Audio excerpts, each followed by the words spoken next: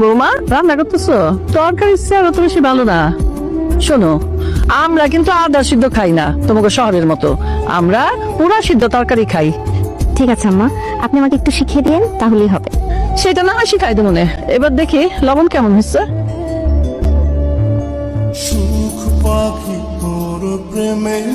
অনেক সুন্দর রান্না করছো বৌমা, নাও, তুমি একটু খাই দেখো। লবণ খাওয়া কি সবাই আমাদের মাইরা ফেলাইতে চাও? কি বুদ্ধি করছো তুমি? হ্যাঁ কেন মা? এই তরকারিতে মানুষে এত লবণ দেয় নাকি কেউ? আমি বুঝছি এই লবণ খাওয়াইয়া তুমি সবারে মাইরা ফেলাইতে চাও। আম্মা, চিন্তা ভাবনাটা একটু পাল্টান। নিজের মতো সবাইকে ভাবেন কেন? তরকারিতে লবণ না হয় আমি একটু বেশি দিয়ে ফেলছি, সেটা তো ভালোভাবে বলা যেত। এইভাবে বলার কি দরকার? এই মেয়ে, এই তুমি আমার শাসাচ্ছ কেন?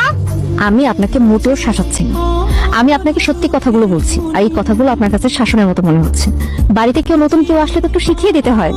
সারাক্ষণ ছুতা খোঁজার অভ্যাস না, একটু বাদ দেন আম্মা। তুমি কিন্তু আমার সাথে বেয়াদবি করতেছো।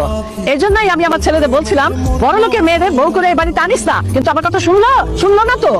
আমি বড় লোকের মেয়ে বলে সব আমার দোষ, তাই না? আর আপনি গরিব বলে যা ইচ্ছা তাই আসবে মুখে, আপনি সেটাই বলে যাবেন। আর এটা আমি সহ্য করবো, এগুলো খুব ভালো আচরণ।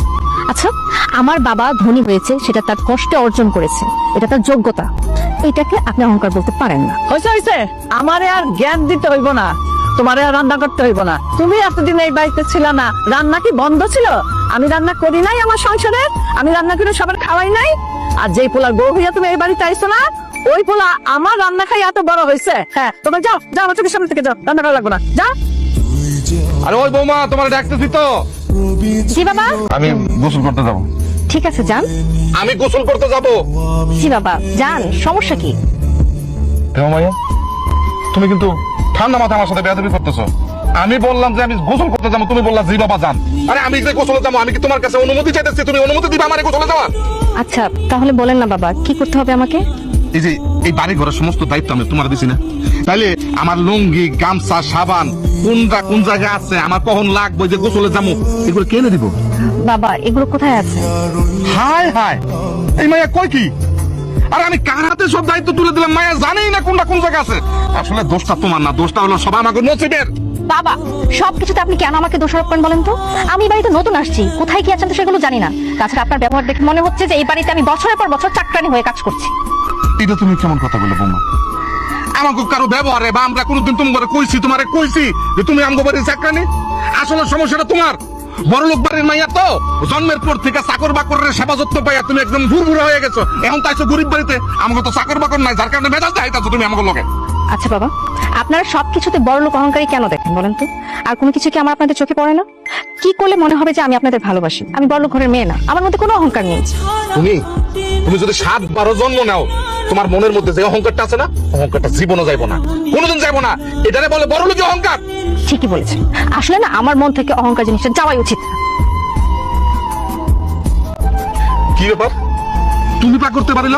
আরে বাড়িতে বউ থাকতে তোমার হাতে পাতিল কেন? তোমার পোলা বউ রানবো, আর সেই খাবার আমরা সবাই খামো। খাইলে আমরা কি বাঁচো? ডাইরেক্ট মরে যাবো। কি করো তুমি রাহুল? হ্যাঁ, আরে রাহুল তো বিয়ে করে বউ আনে নাই, মাস্তান আনছে ভাড়া করে, মাস্তান আম করে সাস্তা করার লাগে। কি কই জানো, ছোটবেলা থেকে বাবায় চাকর বাকর রাখছে, চাকর বাকরের সেবা পায় অভ্যস্ত। এখন ওর চাকর বাকর লাগবো, এর নাকি অহংকার থাকা উচিত, এই কথা কয়। তুমি যে কইলা, আমারও এই কথাই কইলা এখন শাসায় গেল। কি কো তুমি? রাহুল মা, তোমার একটা কথা কই, সাপের বিষ দাঁত কিন্তু ছোটবেলায় ভাঙতে হয়। তুমি ছলে বলে কলা কৌশলে সামনে পারো, এই মায়ের এই বাড়ি থেকে বাইর করার ব্যবস্থা করো। কি কইলা? ওই মাইয়ারা আমি বাই করুম? তোমার পোলা ওই মাইয়া যদি বাইরে যায় আর পিছে পিছে বাইরে যায়, ওই মাইয়া যদি ডাইনে যায় পিছে পিছে ডাইনে যায়, ওরে আমরা ভাগাবো? দেখা গেলো আমি যদি কই বাপরে তোর বউরে ভাগাই দে, তুই তালাক দে, তখন কি করবো জানো? তোমরাই বাইর হয় বাড়ির থেকে। আমি পোলার কাছে খারাপ হইতে পারো না। তোমার যদি মন চায় কব, বৃষ্টি পড়তেছে আমি যাই, তোমার এত কথা শোনার আমার সময় নাই। ঠিক আছে, তবে তোমার পোলারে কয়া দিও, বুঝছো?